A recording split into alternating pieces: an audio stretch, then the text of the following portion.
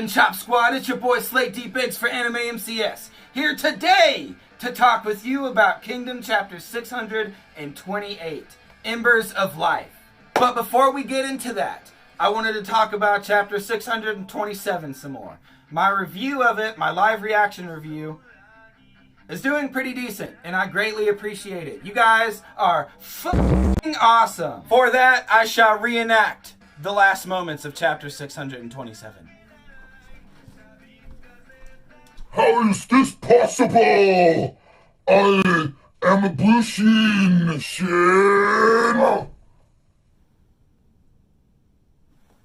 Hoken!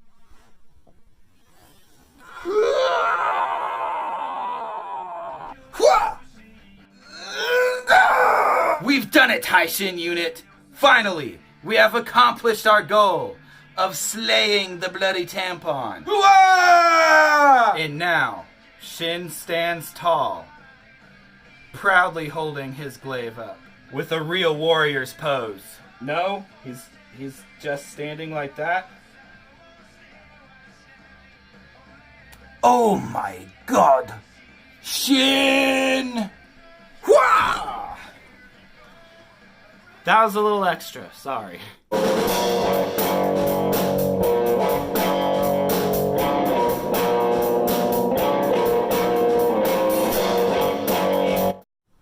I don't like it.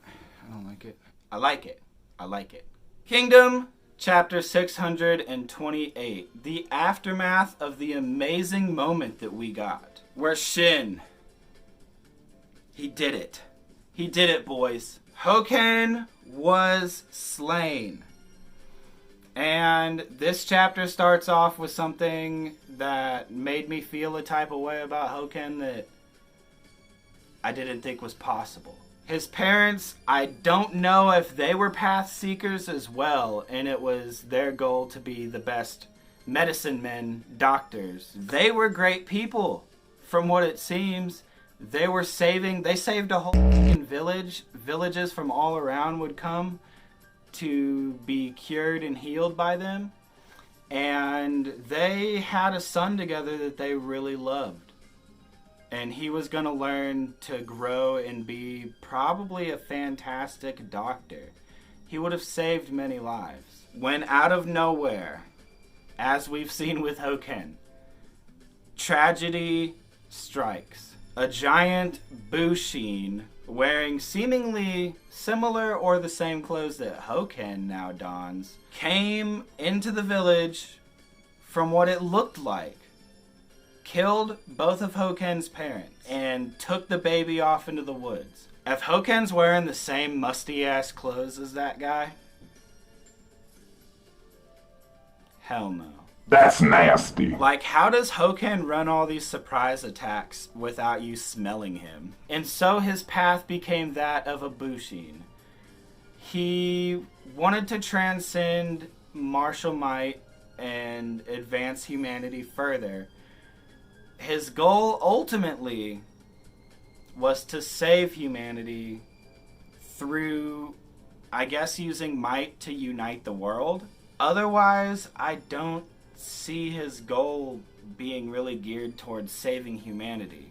Due to Riboku comparing Hoken's dreams with Eisei's later in the chapter, that's probably what it was. Hoken's complete life was just ripped away. He went from becoming possibly the greatest doctor in the kingdoms to being one of the greatest murderers. Even though his goal ultimately was to bring humanity together through martial might, which, let's be honest, if that was his goal, he was doing a terrible job. He picked the wrong state. So Hoken falls, and the news spreads like an Australian fire. For real though, my heart goes out to you guys. I have some friends in Australia, and it's brutally terrifying what is going on over there. My comparison might have been edgy and too soon, but was it wrong? That's for you to decide. The news runs all the way back to Osen's camp very quickly We get to see Moten and Ohon blown away. Osen's like, oh. Then we take it from our boys back to Riboku's HQ. Kaine is talking to Riboku, and she says, if Hoken fought to transcend humanity and failed, does this mean humans will always be just humans, as you said? Does that mean there can be no salvation for mankind after all? Riboku tells Kaine that that is right. At the very least, it's impossible the way Hoken was trying to achieve it. There is a man in the West making bold claims. He seeks to unite the kingdoms. Zhao is here to refute them. The tables have turned and it falls on us. Zhao will not let herself fall. Riboku orders a full-scale retreat. The whole army is getting out of there. They think they have enough time to head back to Gyo and save it. He says that he would have preferred to take Osen's army out completely, but thinning their numbers was good enough.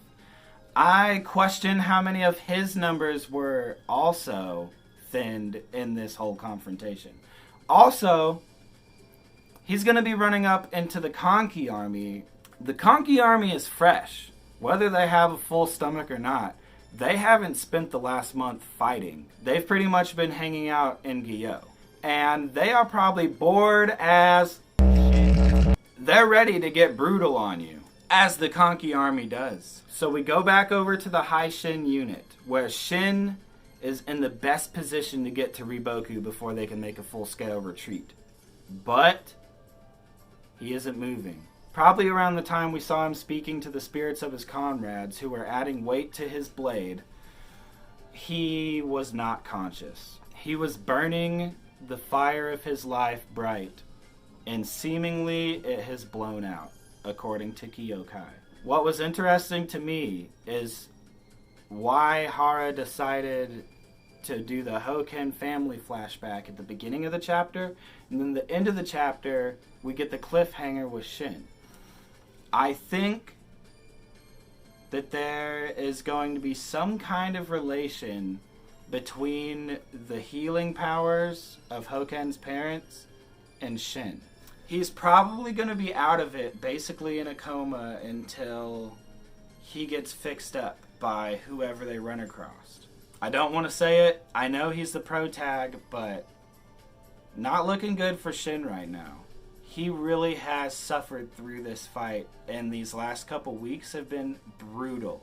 I think after this Western Zhao invasion arc concludes, we're going to get a little time skip. There's going to have to be a lot of rest with Shin. What I'm hoping to see after the conclusion of this arc are things like recruitment day for the Shin army. Our boy Shin becoming a general, for sure.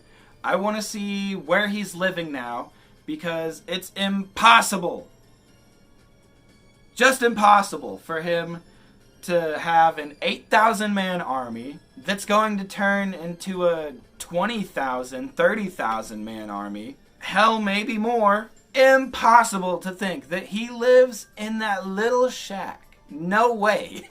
He'd be flexing on you all by showing you that you don't need all this material. Hell, he might even just not even have a shack and don a red dress and wander into the forest. Become a Bushin! Anyway, all jokes aside, I thought this chapter was pretty amazing.